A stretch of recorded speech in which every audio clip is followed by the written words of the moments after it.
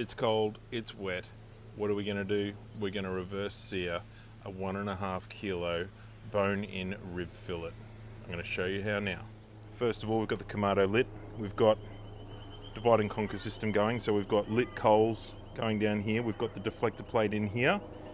We're gonna be putting our meat into the protected side here while we smoke it. I'll add some smoking wood in a minute. Let's get this steak seasoned up and put her in. All right, we're gonna season up that big, beautiful slab of meat. We're gonna use Lane's Prime. I love this on any type of beef. Give it a generous coat like that. We're gonna do all sides and then pop her in the smoker.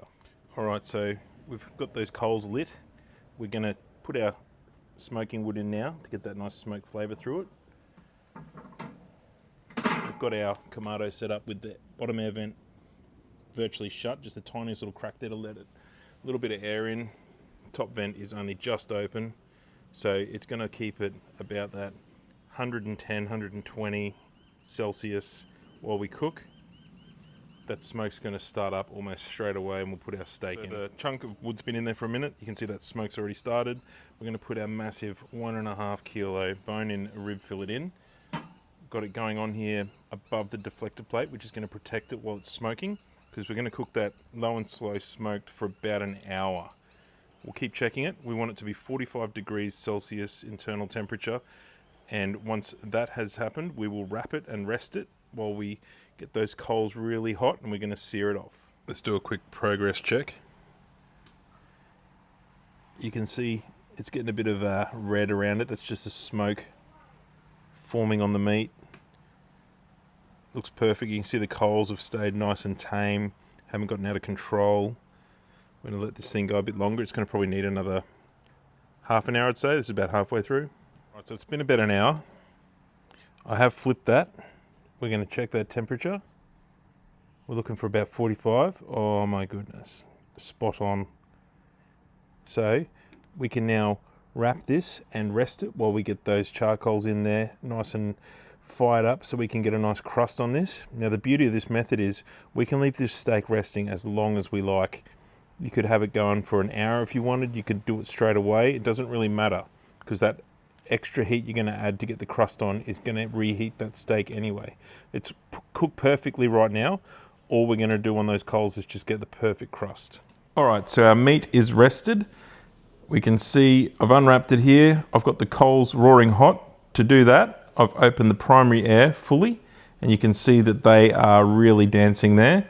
You'll also notice that I've lowered the grate to the lower level on the divide and conquer system so that we're going to get maximum heat on this. Because remember, we've got this steak cooked already. We're just about building color and bark now. Also worth mentioning, we don't close the lid now. We just keep it open. That's been cooking away now for a minute or two. Let's do a color check on it. Make sure that bark is forming how we want it to. Oh yeah, look at that. Time to flip it over now and get some more color on the other side. I will also do down the spine of it as well, just to make sure we're getting that bark all over. This is going to be beautiful. All right, so I've flipped it again. We're just giving it one final kiss of the flame on the first side just to get that bark right. Have a look at that. Beautiful crust from that rub is formed. This thing's ready to slice up now. All right, so we have let it rest for a minute. Look at the juices on that. Look at the crust. This is a 1.5 kilo steak. I'm going to take it off the bone. It's going to be a little hard because it is so thick. We've just got to find that line that we can get the knife through. There we go. Beautiful. Now, let's go for the slice in the middle and let's check it out. How did we go?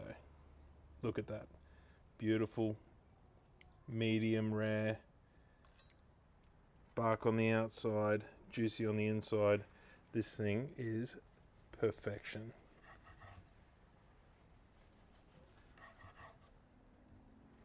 They say slice thin for the win. I don't think it would matter what you did with this. That's just beautiful. Quality. All right, give it a go for yourself.